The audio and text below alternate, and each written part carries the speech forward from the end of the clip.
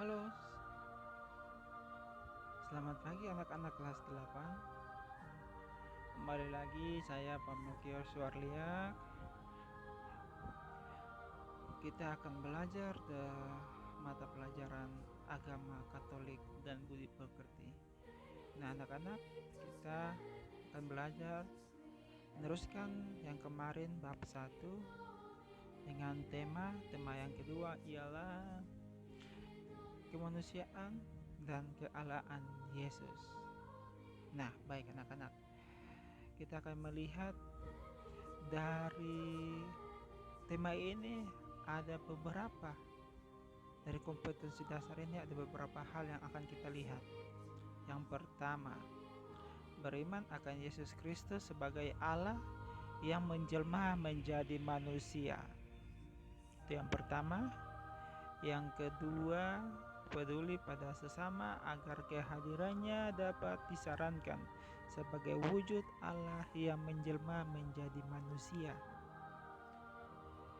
Yang ketiga, memahami ajaran kitab suci dan ajaran gereja tentang makna Yesus Kristus sebagai Allah yang menjelma menjadi manusia.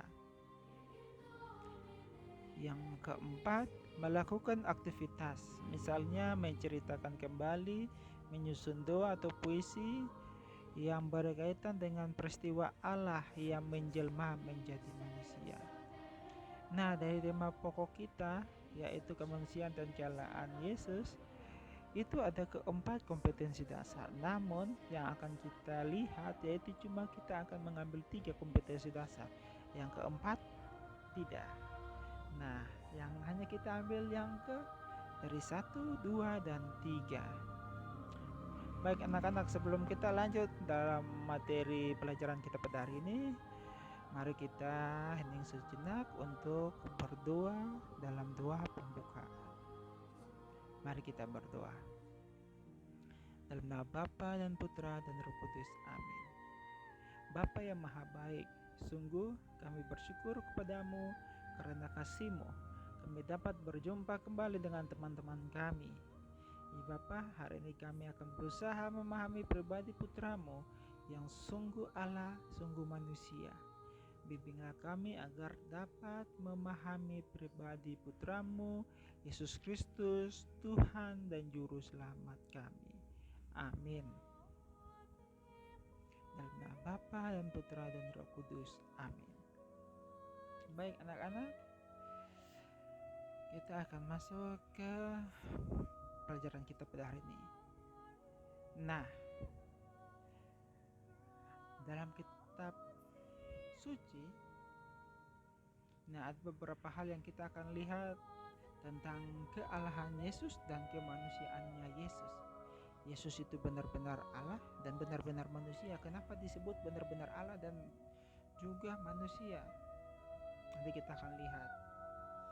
Nah, dalam kisah penciptaan dikatakan bahwa manusia diciptakan secitra dengan Allah. Nah, kata secitra berarti apa? Kita sama. Nah, manusia diciptakan menurut gambar dan rupa Allah sendiri.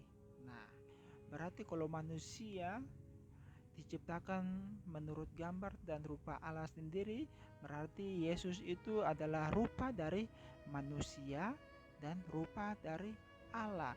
Jadi ada 2 unsur di dalam diri Yesus, yaitu manusia dan Allah. Nah, kenapa disebut manusia? Nanti kita akan lihat dari lebih jelas. Nah, dalam kitab Kejadian sudah seperti begitu tertulis. Nah, kita lanjut. Hal tersebut menegaskan bahwa dalam diri manusia terkandung dimensi kemanusiaan atau jasmani dan dimensi rohani yang tak dapat dipisahkan satu sama lain, melainkan merupakan satu kesatuan utuh. Dimensi kemanusiaan nampak dalam kenyataan berikut. Ia diciptakan, lahir dari rahim, seorang ibu berjenis kelamin, mengungkapkan perasaan, dapat sakit, dapat mati, dan sebagainya. Nah, itu yang disebut dengan dimensi kemanusiaan. Jadi Yesus disebut manusia karena Yesus juga dilahirkan. yaitu lahir dari Bunda Maria, dan juga berjenis kelamin laki-laki. Dia juga punya perasaan. Nah, kita lihat dalam kitab suci banyak Yesus berbelas kasih karena perasaan. Dia berbuat baik kepada orang, menyembuhkan orang, berbelas kasih kepada siapa saja. Nah, itu berperasaan, berarti itu termasuk dalam jiwa kemanusiaannya Yesus.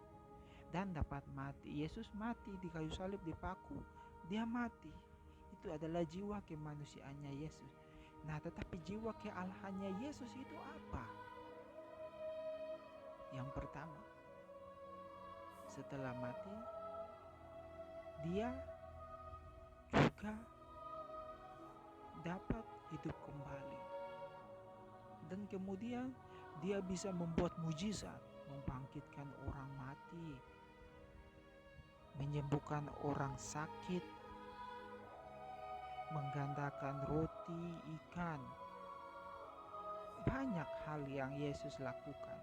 Itu adalah jiwa kealahan Yesus. Itu yang Yesus lakukan. Itu yang disebut jiwa kealahan Yesus.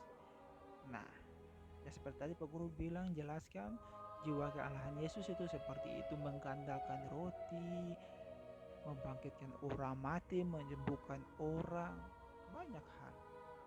Nah, sedangkan sifat kemanusiaan Yesus, ia dilahirkan, ia punya jenis kelamin laki-laki, dia mengungkapkan perasaan sedih, takut.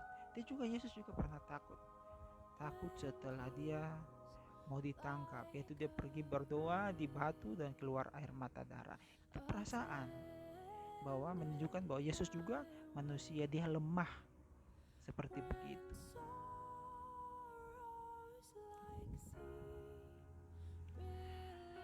Baik, kita akan lihat ya bahwa Yesus sungguh-sungguh manusia dan sungguh-sungguh Allah. Nah, Yesus sungguh-sungguh manusia.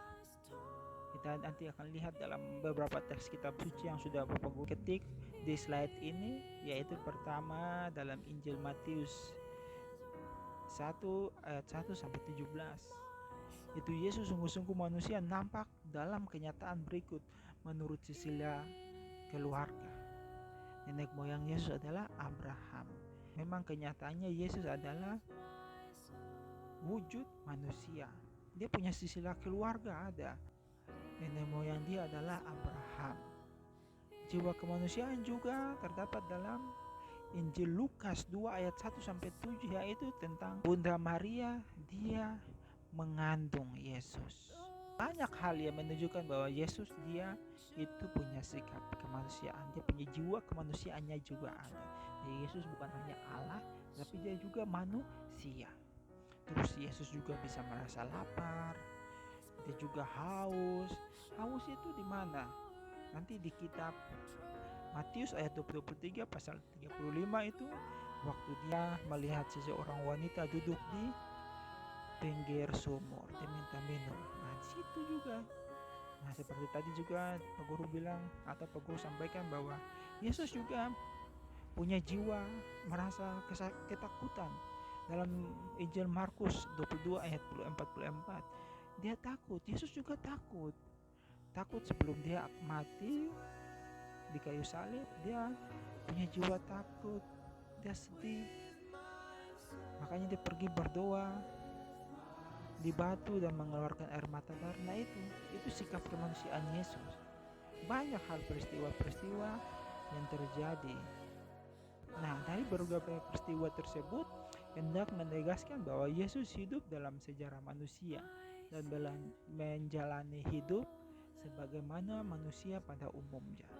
Nah, jadi Yesus hadir di dunia itu sebagai manusia, dan apa yang manusia lakukan juga Yesus lakukan.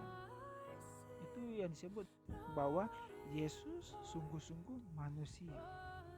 Nah, yang berikutnya kita akan lihat bahwa Yesus sungguh-sungguh Allah.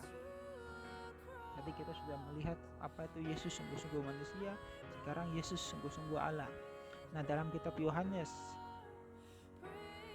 dalam Injilnya memberikan kesaksian tentang asal-usul Yesus sebagai berikut. Pada mulanya adalah firman. Firman itu bersama-sama dengan Allah. Nah, dalam Kita lihat dengar dalam teks ini terdapat dalam kitab Yohanes. Itu di saat itu Yohanes mau memberkati Yesus. Dia tahu bahwa Yesus itu lebih berkuasa daripada dirinya. Yohanes tahu. Makanya Yohanes mengatakan itu.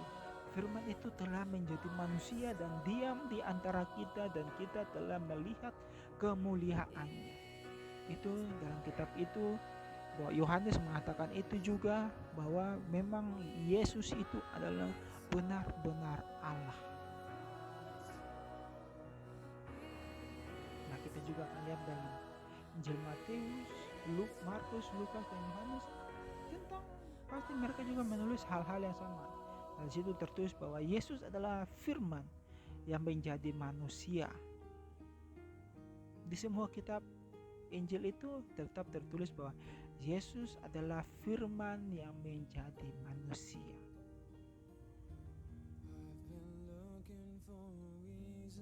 Nah, anak-anakku, setelah kita melihat bahwa Yesus itu manusia, kita juga pasti tahu bahwa Yesus itu Allah. Nah, kealahan itu kita harus pelajari dan kita harus pahami bahwa sikap Allah itu terdapat dalam Injil apa, dan benar-benar bahwa itu tertulis apa maknanya. Nah, seperti yang tertulis juga dalam Injil Matius 16:5-17. Dan mengapa pengakuan para muridnya ketika Yesus bertanya pada murid-muridnya, "Tetapi apa katamu, siapa aku ini?" Lalu Simon Petrus, "Engkau adalah Mesias, anak Allah yang hidup." Ditulis bahwa engkau adalah Mesias. Mesias itu apa? Waktu itu orang tahu bahwa Mesias itu adalah Allah sendiri. Nah, dan situ juga tambah menekankan bahwa anak Allah yang hidup. Nah, kata Yesus kepadanya, "Berbahagialah engkau Simon bin Yunus, sebab bukan manusia yang mengatakan kepadamu, melainkan Bapa-Ku yang di surga." Berarti mau menunjukkan bahwa benar-benar Yesus itu adalah Allah atau putra dari Allah. Sehingga Simon, dia tahu bahwa Yesus itu Allah, dan Yesus mengatakan bahwa bukan manusia yang mengatakan, tetapi Bapa sendiri atau Allah sendiri yang mengatakan bahwa memang Yesus itu adalah putra Allah. Yang ketiga, kita akan lihat tentang makna Yesus sungguh manusia dan sungguh Allah bagi hidup kita. Nah, kalau kita sudah lihat kejiwaannya manusia, Yesus itu manusia, dan jiwanya Yesus itu Allah, maka dia punya makna bagi kita manusia itu apa?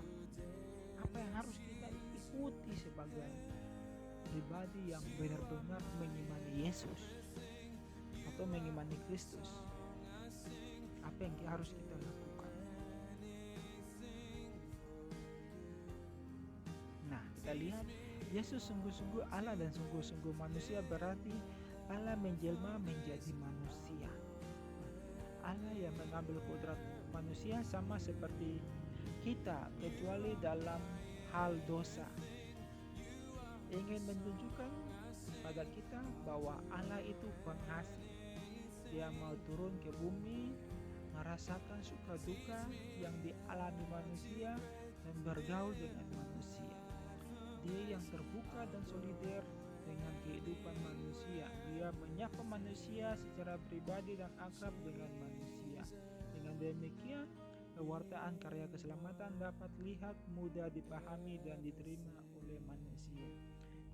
Nah, oleh karena itu mengapa Allah dia mau turun ke dunia, dia mau mengutus putranya ke dunia hanya karena satu, dosa. Dia mengutus Yesus ke dunia hanya untuk menebus dosa-dosa manusia, supaya manusia menuju kepada keselamatan. Itu saja intinya. Kita lanjut dalam materi kita. Dengan memahami tentang Yesus yang sungguh manusia dan sungguh Allah, kita dipanggil untuk meneladani cintanya. Walau ia Allah, ia tidak meninggikan dirinya. Dia mau turun ke bumi, tiada lain untuk menyelamatkan manusia. Kita patut bersyukur kepadanya karena Allah sungguh baik. Ia sungguh mengasihi kita dan tidak membiarkan kita binasa karena dosa. Nah anak-anak, dan yang sebenarnya harus kita pelajari yaitu tentang cinta. Cinta kasih kepada siapa saja. Kita harus merasakan penderitaan orang lain seperti tadi Yesus juga. Dia mau ke dunia karena dia merasa bahwa manusia ini berdosa dan dia mau merasakan apa itu penderitaan manusia. Jadi dengan keselamatan, dengan mati di kayu salib, ia menyelamatkan manusia dari dosa-dosa. Baik anak-anak, kita lanjut. Nah, ini ada sebuah bisa dibilang cerita. Nah, Pak Guru harap kalian membacanya karena dari cerita ini ada beberapa pertanyaan yang Pak Guru akan buat untuk kalian menjawab. Jadi kalian akan baca baik-baik, lo lihat video ini, harap pause dulu dan baca baik-baik karena nanti di slide berikutnya ada beberapa pertanyaan yang akan Guru berikan kepada kalian untuk menjawab, yaitu sepenggal percakapan.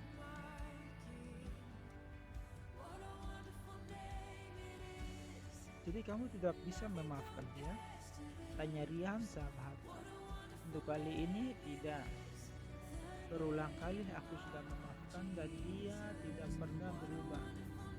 Kesabaranku ada batasnya juga. Jawabku, baru saja kita keluar gereja. Mulai sabdanya, Tuhan tadi menyapa kita, kasihanilah musuh-musuhmu dan berdoalah bagi mereka yang menganiaya kamu. Rian mencoba mengingatkannya. Dengar Rian, aku bukan Tuhan. Sangkaku cepat. Loh, siapa yang bilang kamu Tuhan? Terlalu sempurna dia kubandingkan dengan kamu. Dan terlalu sombong kamu bicara seperti itu. Seakan-akan kamu sudah seperti Tuhan kalau bisa memaafkan. Ingat Nes, Allah yang maha sempurna saja rela merendahkan dirinya menjadi manusia sama seperti kita. Jangan sampai kita yang penuh keterbatasan justru ingin meninggikan dirinya sama seperti Allah. Rian mencoba menasihatiku dan hatiku sudah terlanjur membantu. Nah anak-anak, dari percakapan ini, dua orang ini, Rian dan Nes, ini ada beberapa pertanyaan yang Pak Guru buat untuk kalian menjawab. Nah yang pertama, dari bacaan tadi manakah yang menunjukkan ciri-ciri manusia dan ciri-ciri Allah? Jadi kalian bisa lihat tadi teks yang tadi, kembali ke teks yang tadi dan melihat dari bacaan tadi itu mana yang menunjukkan ciri-ciri manusia dan ciri-ciri Allah, atau siapa yang menunjukkan ciri-ciri Allah dan siapa yang menunjukkan ciri-ciri manusia. Dan tadi ada dua orang, Nes dan Rian. Jadi apakah Rian yang menunjukkan ciri-ciri manusia atau Nes yang menunjukkan ciri-ciri manusia, atau sebaliknya begitu? Nah itu jawaban pertama, itu pertanyaan pertama. Dan pertanyaan kedua, mengapa kita manusia diharapkan untuk saling mengasihi, bisa mengampuni, bisa berbela rasa dan sebagainya? Mengapa? Jadi mengapa kita manusia diharapkan untuk saling mengasihi, mengampuni, bisa bela rasa dan sebagainya? Itu mengapa?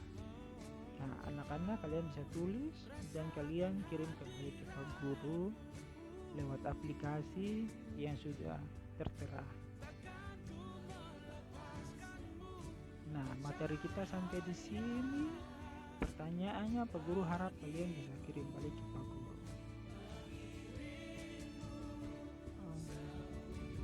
Baik anak-anak, sebelum kita akhiri pelajaran kita pada hari ini, marilah kita menutupnya dengan doa. Dalam nama Bapa dan Putra dan Roh Kudus. Amin. Tuhan Yesus, hari ini kami memahami bahwa Engkau sungguh Allah dan sungguh manusia. Bimbinglah kami agar kami dapat meneladani cinta-Mu yang terbuka dan solidar serta penuh belas kasih. Engkau kami puji ya Yesus, Tuhan dan Juru Selamat. Amin. Dalam nama Bapa dan Putra dan Roh Kudus. Amin. Baik anak-anak, terima kasih yang sudah melihat materi ini, dan Pak Guru harap pertanyaannya, lihat isi dan jawabannya dikembalikan kepada Pak Guru. Baik, terima kasih dan selamat mendengarkan.